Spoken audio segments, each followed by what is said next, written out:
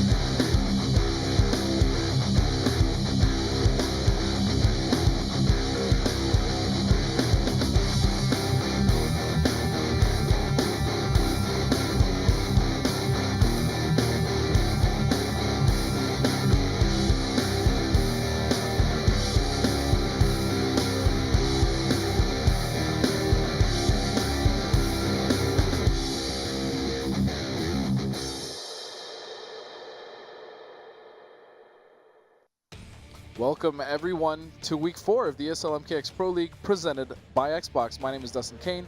Joining me now as always is Evan Hashimoto. Mr. Evan. Hello, Mr. How are Kane. you? I'm wonderful today. How was Thanksgiving? Good? Oh, I was stuffed like a turkey. Haha. See what you did there. Yes, I ate a little bit too much myself. Anyways, getting back to last week we're on break. The week before we had quite an explosive little week. Yeah. I mean, it's been so long now, but I miss commentating, miss you guys. But yeah, we had a great week last week. We had SonicFox versus K9. That was the battle of the bags. Oh yeah, will be remembered as. So SonicFox making it through his side of the bracket, and Wound Cowboy making it through his side of the bracket. We're starting to notice a little bit of a rivalry between those two, an in-team rivalry. Yeah, I mean, both of those players have had a really close to even record so far this season, and both, I think they're tied for not tied, but they're the two highest players as far as points goes this season. I would absolutely agree. Just in case you guys didn't miss what happened in week 3, we have a little highlight for you. Let's check it out. Here are the top 5 plays of week 3 of the ESL MKX Pro League. This could be what's what he he going to needs. do? The totem's disappeared. He's got the corner. He's going to have to mix him the hell up here, but I don't think he'll get it in time. Just Chip gets the back two. Madsen not even breaking. Oh, wow. Decides to do it late, but there's the Sunray. Oh, wow. And there's the parrying. Oh And the my parrying. God! Madsen, ladies and gentlemen. The match brick point. wall. One side of the corner to the other. Zarakamaka, that's going to be plus on hit, and he does try and press buttons. That's going to be a full combo from Zarakamaka. Here comes the conversion. Puts him in the corner. Meter burn throw. There's the plus frames, catches him pressing buttons, and that'll be a meterless conversion. Oh, what? Zarakamaka, what are these crazy combos, dude? And he tries to go for it, baits the slide, takes round 2. What? Start for Biohazard. Nice chunk of damage, about 40%. 40% flat, wow. Nice. I like it. He went for the overhead, and then he was like, oh, I'm getting comboed. And then he's just like, nope, you're not getting comboed, I'm grabbing you. Unfortunately, Madsen is still in a situation where he's in a bad position. He's going to get some totems here, and there's the damage. He's going to even out. Oh my days! Not again, Madsen. Not again, Madsen. 67% damage. How? Yeah, as bad as he is losing this round, it's honestly okay because it is going to be 1-1 for match point. And game point, but he's going to have all that meter to work with. Yep, and meter is super important for both of these characters. Oh, but he chooses to use it. He thinks he can make the comeback here, and he definitely can. Oh, that was really cool. Oh! Wow, what a perfect bait. See, this is how he was playing pre-top 8. All of that entire chain right there. That was a huge comeback. Perfect bait by Perfect Legend. Tune in to the ESL Mortal Kombat X Pro League presented by Xbox. I am very pleasantly surprised to see that someone has finally done my corner combo on a non-hitbox peripheral. I've never seen someone do that aside from myself in tournament. So to see Zarakamaka, I see you, man. I see you. I hope he makes it to the finals because I gotta play and talk to that gentleman. Yeah, well, great player. Pretty new to the scene, or as Brett likes to call him, Zarakamaka Flame. Yes. And we also had some other really great highlights. I mean, we had PL versus Cowboy. I think that was possibly our best set of week 3. I love that set. I absolutely love that set. I mean, there was a lot of adaptation. Cowboy did take it over PL, but PL had some amazing moments, as you saw. That comeback was perfect. So, I mean, week 3 was was incredible. Again, we also had the Xbox One Elite controller giveaway. That was part of our show, which was pretty awesome. And we've still got that this week. We still so have it. If you guys want to win that super cool controller, I love that D-pad. Go check it out at esl.gg/MKXS2 prizes, all capitals, and it's free to enter. It's free to enter. Why not? Why not? It's also free to enter if you want to compete for your chance to be sent to the finals to compete for $100,000. Just go to esl.gg/MKX Pro League, where you can compete for, again, not only a chance to make $100,000 at the finals or to compete for, but also to compete for $1,000 weekly. And it is once again free. Yep, absolutely free. It's awesome. I love it. It's pretty awesome. I mean, if I could compete from right here in this chair, I would. I know, I would but too. My buttons would be too loud. The hitbox buttons would be a little too loud. So let's go ahead and check out who is going to be competing this week in our top 8 bracket of ESL. We're going to have SonicFox versus Beyond Toxin, who is making his return. He's making a statement for himself. Yeah, this is going to be a great match. It's a rematch, actually, from, I believe, week 2. We also have, yes, it is. We also have Killstreak versus K9, Dab versus Pig, ooh, and Dragon making his first top 8 debut versus Wham Cowboy. A lot of CR, as usual. A lot of CR, yeah. CR has been doing just great this season. I mean, Cowboy was here last season as well. Obviously, Season 1 was dominated by SonicFox, and he's back here again. But to see Dragon now as a new member of CR, we have Cowboy, who has been a member of CR and doing well last season as well as offline tournaments. Dab is here with Pig again. They were Season 1 veterans. So, I mean, Killstreak even made an appearance in Season 1 beating SonicFox. Yeah, Killstreak has made a lot of good appearances. We didn't get to see him in the finals, but he's got his chance today. Yeah. So without further ado, ladies and gentlemen, I believe we're about to hop in our first match. Make sure you are following that Predict bot in Twitch chat so that you can win an awesome prize that is, once again, free for you to enter. And also check out the ESL Mortal Kombat Twitter. There will be some polls, and you can choose who you think is going to win each match. That is at ESL Mortal Kombat as well as at NetherRealm. Make sure you also find us on Facebook. So, one thing we should talk about real quick before this match goes live is, I believe a little Ed Boon is here. Yes. In LA. I hear he is here in LA, and I'm super excited. What could he be here for, though, is the question. I hear he's here to announce a Combat Pack, something about Combat Pack 2. Something about KP2. What could that be? I don't know. Maybe it's one of the 4 characters we obviously already know about because we're sitting here, right? Of course. Everybody tells me so, at least. Right. Everyone's like, hey, so who's in KB2? I'm just like, hey, man, my guess is as good as they don't believe me, so we're just going to roll with it. We know exactly who's in KP2. We're just not going to share. Yeah. Baraka. Who would you like to be in Combat Pack 2? Who would you like to see Personally, my 4 for Combat Pack 2 would have to be Bo Raichu. I love Bo Raichu. I know a lot of people are on the fence or just can't stand that character, but I would love to see Bo Raichu. I would love to see Fujin. I would definitely... The Wind God. I mean, why not? He was in, I think, MK4 was his first appearance. I believe so, yes. Yeah, and he was a cool character, man. I liked him. I would also really like to see... I really want to see a cyborg or a robot that has 3 different variations, one of which being like Sector, one of which being Cyrax, and then we kind of talked about this. We had a discussion with Ketchup Mustard, so I think that would be a really cool idea. Yeah, well, we'll see tomorrow. I guess we will. Baraka. All right, so Beyond Toxin versus SonicFox 5000. We've actually seen this match. Yeah, we have week 2. Where SonicFox decided to go with Tremor, but we're actually seeing him going with Piercing Molina now. All right. Now, a lot has... Go ahead. I apologize. No problem, buddy. So SonicFox was just talking to quite a few of us and saying that he believes that Piercing Molina is A+ tier, potentially. Yes. In other words, a very, very strong character. He says that her footsies are really strong, her normals are just really good at checking things, her damage is great. Her pressure. Yep, zoning. Teleports on checking projectiles, but oh no, full combo off of that. Oh no, and SonicFox getting hit by that. He was just standing there.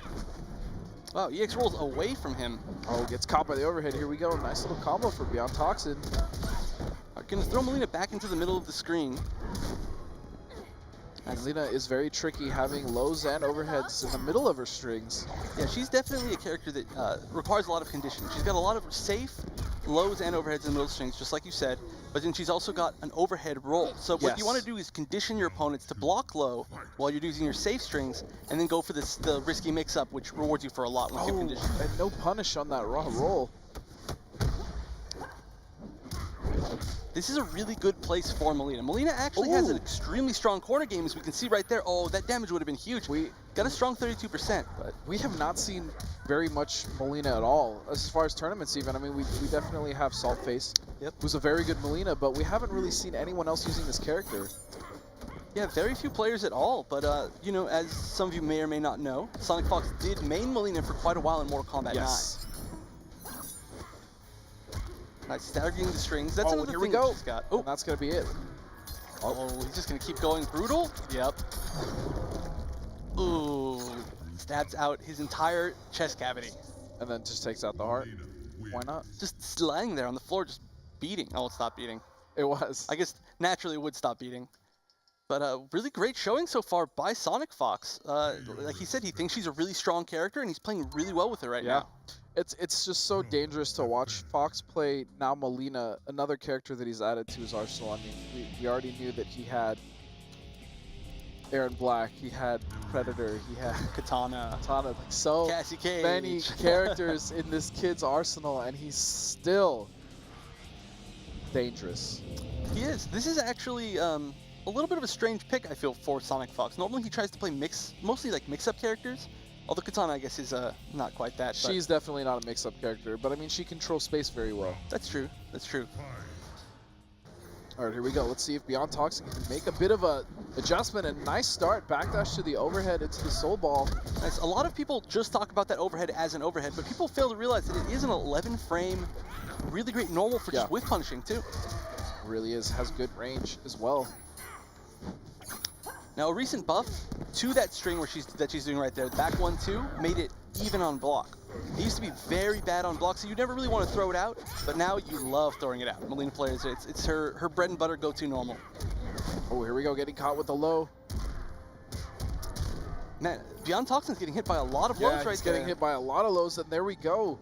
SonicFox burning meter on the side. Yeah, SonicFox is he's in the conditioning phase, but it's working, so he never has to switch. Exactly, he never has to go for any risky overheads right now. Yeah, and I don't think we've even seen him do one. Oh, there we go. That was interesting. He just expected the low to hit right there, but finally Beyond Toxin blocking low, and this is going to be a big punish. 40%. Oh, but immediately armors right out of it. SonicFox does not want him to have any momentum whatsoever. Oh, again getting hit by the low, the double low right there. Yeah, a lot of lows right now catching Toxin. Oh, that was a great bait on the force ball, but wasn't quite in range to punish. Roll is extremely fast, but the longer that it travels, it kind of like loses a lot of its speed. Oh, break, wow. SonicFox really wanted to close out that round with that break. Fortunately, Toxin had a bar meter to spend to chip him out. Yeah, that's definitely a SonicFox trait. He always thinks he can win the round, no matter what. I mean, and a lot of the times he does. Oh yeah, absolutely. So what do you think about his pick with piercing here? Piercing is as far as her variations. For those of you who don't know, piercing gives her normals a little bit more range, and it gives her the ability to throw a low side. So instead of just her regular straight high attack projectile, she gets a low one. And I think, well actually I know, because he told me, but that SonicFox likes this variation just because of the range it gives to his normals. The amount of footsie's ability that it gains is a lot, and there's the brutality. So you would say it's similar, not necessarily the same, but to what Ninjutsu does for Scorpion. Give him a little more range on his normals. Not all of his normals, but very gives him the option, Extremely similar. And actually, this variation, believe it or not, does the most damage of all of her variations. She has an Ender. This is the one that he's Brutality Toxin twice with. And it actually never scales. So no matter where you are in the combo, it always does the same amount of damage. Interesting. Beyond Toxin, maybe going for a variation change? Nope, goes right back in. Sticking to his guns. This isn't a bad decision by Toxin, but I mean, we do know that he has another character. At least one. At least one. So maybe, I mean, this is what happened to him the last time they played, though. He went 0-2 and he decided not to switch, and fortunately for him, Fox was able to get the set on him. Well, he's done pretty well. I think the biggest problem in this set so far is that he's been cornered, Yes. and SonicFox has taken so much advantage of that. There could also be matchup inexperience. I mean, he's getting hit by a lot of the same lows. He's not blocking any of them almost. Oh, great punish. Wow, he went specifically for a string that we never ever see. That's one hit into the launch. That was just, I guess he does have some magic knowledge there. Oh, raw overhead. Here we go. Beyond Toxin getting something started for himself in the corner. Oh, Oh, he and could the have roll and ended wake that up. round. This is huge. One more hit from Melina should be it. Oh, that was risky on both players' parts. It was. Actually, SonicFox, I think what he tried to do there was break the armor of that wake up by using the 2 hits of the enhanced roll. But he was a little bit too early, I think. Yeah. And it didn't quite get it. Actually, he might have been a little late. Maybe. Yeah. I don't know, hard to tell. But his timing was a little bit off. Oh, goes for the restand. Now that restand is actually about +5, so not only is the restand, it gives you a good amount of advantage for Melina's weird mix-ups. Oh, almost got the combo. That would have been sick. Oh, read the jump. Wow, SonicFox. Showing us something new. I just can't believe how much corner control he has. Yeah. I mean, Melina is never a character that people talk about when they think, oh, when you get cornered by them, you're done. But right now, we're pretty much seeing that. All right, now Beyond Toxin has the corner, and that is where Ermac does more damage than his normal damage, which is already ridiculous. He's got to be wary. Oh, but he drops the combo. Beyond Toxin 5. Yeah, there have been a few dropped combos that SonicFox has just woken up with roll, and it's punished the recovery, and that's been a lot of damage. Oh, nice little trade. Gets the down one afterwards to keep himself in there. Oh, what a great AA, but no conversion. Oh, and that should be... Oh, no. Oh, Not at all. Yeah, it was definitely looking the wrong way. All right, so Beyond Toxin is looking... Wow! He just... That was risky. You want to talk about risky? That was. I mean, that would not have been able to chip out SonicFox. If you'd blocked that, that could have been a reversal for the entire game. But instead, he chooses to go for that risk, and he gets the revenge brutal. He gets the reward. You know what I'm saying? That was a ballsy play. I respect it. And we might see a character switch by Fox. Nope, going right back in. He's staying solid with that choice. But I agree. I mean, he's up 2-1. All he has to do is adjust one more time. And he's going to be sticking with piercing. I don't think there's any reason for him to switch. Yeah. Like I said, he likes it way better than the others. Ethereal has some really cool tricks. I love the Ethereal teleports. Yeah. But that's actually, I think, the variation I've seen most used by Salt is Ethereal. He likes to use Ethereal quite a bit. And he's very good. So shout-outs to him.